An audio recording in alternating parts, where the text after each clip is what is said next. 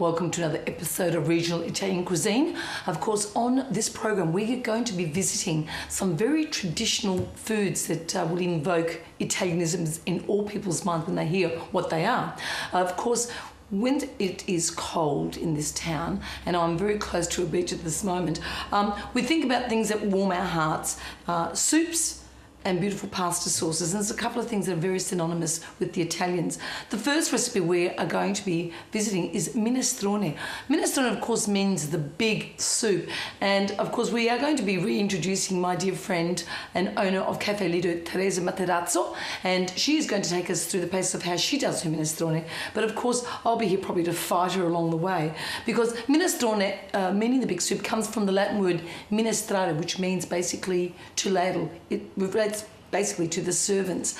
And there are various ways of making a minestrone, but the important things are, I guess, the vegetables, which all have to be cut, and often you can have the addition of a meat stock or a meat base like guanciale or pancetta. So anyway, we're going to go see how Teresa does her version on this, and it'll be fun. A lot of viewers, I would like to welcome back the beautiful Teresa, of course, who always comes with her version of recipes.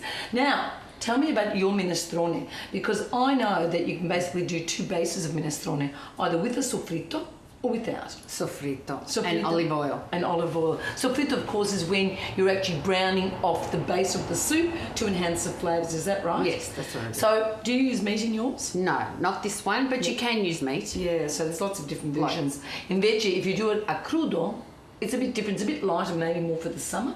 Maybe. You just don't like it, no, do you? I don't. All right, well, let's go into the kitchen and see how the beautiful Teresa does her version of this wonderful soup. Now, the first steps you need to know to make a great minestrone is brown onion. You can use white onion, whatever onion you have, but I'm using brown, and dice it.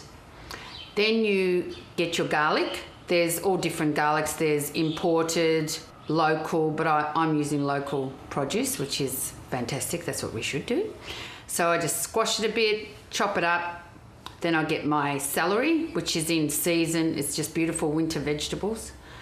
Chop that up. I just chop it up, big pieces, not finely diced. And I also chop the leaf, because that gives a great flavour. Then after that, I get my carrots, dice them up.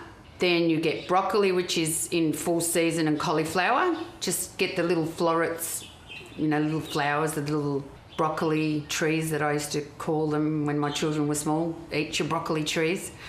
And the bottom of the broccoli is beautiful. It's really nice to eat too, but put that in there too. Just clean it up if it's a bit, old or hard on the bottom. And also with the cauliflower as well. So try it before you cook it too, because it is nice. And after the broccoli and cauliflower, you get your green beans, which are stringless beans, and they're in season at the moment from your local fruit chara. Then you chop them up. Then you get your zucchini and dice that up. Just cut it in half, cut it in, quarters lengthwise, and then just chunk it roughly. Not too small, because they're going to cook a while in the pot for about, my minestrone I cook for about an hour. So because they'll cook faster than the other ingredients, give them a good rough chop. Then after that, I get my silver beet and chop that up roughly, and also use the white of the silver beet, because that gives a nice flavour to the soup as well. Then I get my parsley, and if you're lucky, maybe your mum, dad or auntie or nonna has got some in the garden, because the continental parsley from the garden has just got that extra smell, the taste. So chop that up, and also your basil. Now we're ready to cook our minestrone. So get a big pot, because we've got lots of vegetables. Get some oil, heat that up in the pan, add your onion, your garlic, let that soften a bit, not brown, just soften. Then you add your carrots, and a couple of minutes, stir that in the oil. Then add your celery, your broccoli,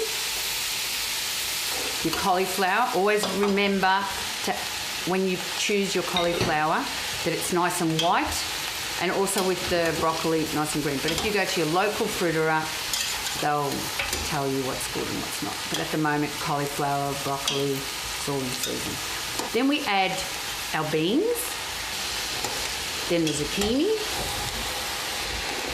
the silver veg, which has been roughly chopped. And now we add some cold water.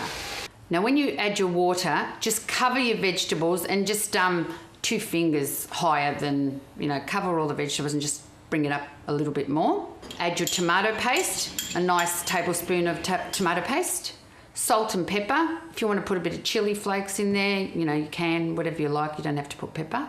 And I then cook this for about an hour. But you'll know when it's, how I do it, when the carrot is cooked, your minestrone is cooked. But before, say, when you know the carrot's just about cooked, I get some borlotti beans. And, most people, like my mother, my father, my grandmother, they used to use dried beans, which they'd soak overnight. But I'm taking the easy way out, which we're all trying to do. There's these great beans that are in a can, the borlotti beans, and I just open them up, strain them, drain them, and then just add them to the pot with some pastina. You can have, today I'm using a gluten-free pasta, which is just new on the market. I'm going to add that to my soup. So then you just cook that for about 15 minutes. But then there's this other little ingredients that I've just about forgotten to tell you. I use the parmigiano. I get a wedge of parmigiano and there's a rind. And I cut a bit of that rind and cook that into the soup, like in the hour that you're cooking for it. Put that into the soup. And that just gives it an extra flavour. And most of the vanities do that, but my mum told me how to do that. She's Sicilian, but it doesn't matter. But it just gives that extra flavour. So then after, when it's all cooked, get some fresh parmigiano and buon appetito. Oh, Teresa, that has really got my gastric juices moving along. Now, how many vegetables did you have? I don't know. I was going to put a bit of fennel in, but I've got a recipe for that later, after the pasta dishes. Yeah. But do you put cheese rind in yours? Oh God, my mother, I was the one that used to get it because it always sinks to the bottom. It goes very goosey or juicy, I guess, but it does really impart quite a beautiful flavour to your soup, doesn't it? And if you're lucky, you'll be the lucky one who gets it. That's amazing. Now, of course, when we come back from a very short break, Teresa's going to be taking us through the paces of 2 very well-known pasta sauces that has claim to central Italy, but of course, everybody has a version of it. Even the Americas, believe it or not.